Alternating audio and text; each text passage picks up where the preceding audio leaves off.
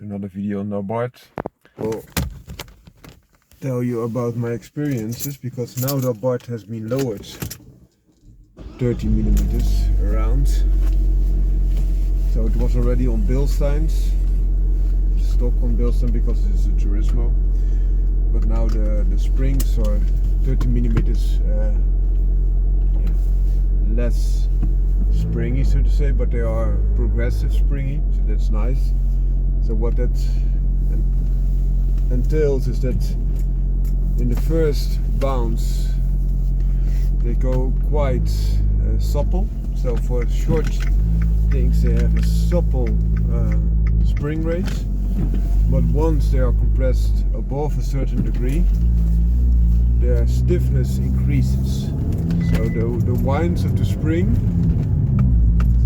are tighter for larger compressions, and that gives you the stiffness needed for those bigger compression demands, but also suppleness of those lesser demands.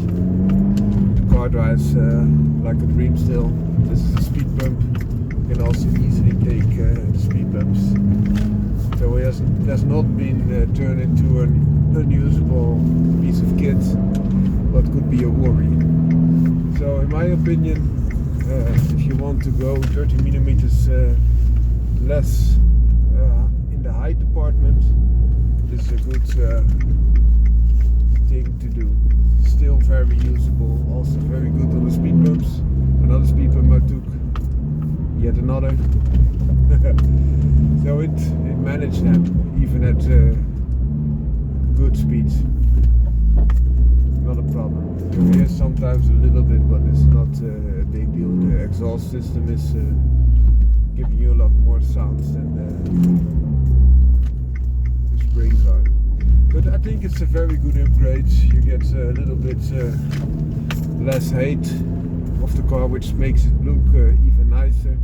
Also you have reduced, how do you say this, rolling resistance. So aerodynamically you are a lot better. This increases top speeds, also decreases fuel consumption to a degree, and also when you're in turns it has even less body roll.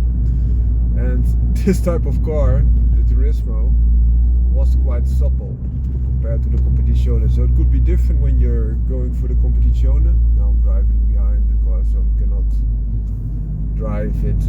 Now the Abarth can be driven. So just slowly easing in. But with the Competizione it could be a little bit different. If the dampers are not only the springs, but also the dampers are of importance, are stiffer to begin with, then it might be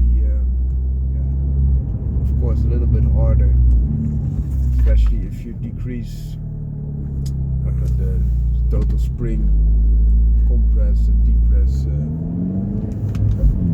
ratio. So please take this into consideration. Another thing why I would always opt to go for the Turismo, even with the newer versions that have 165 horsepower instead of the Competizione's 180.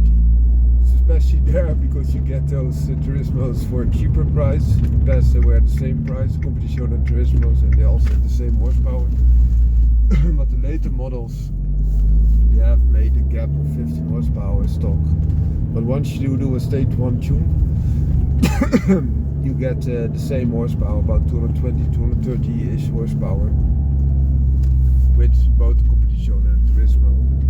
Then you get that a lot cheaper. And also, if you want to lower the car regardless, that's a better base to begin with, because you will be better off when you lower the car, because it has still some comfort in place. I will show you also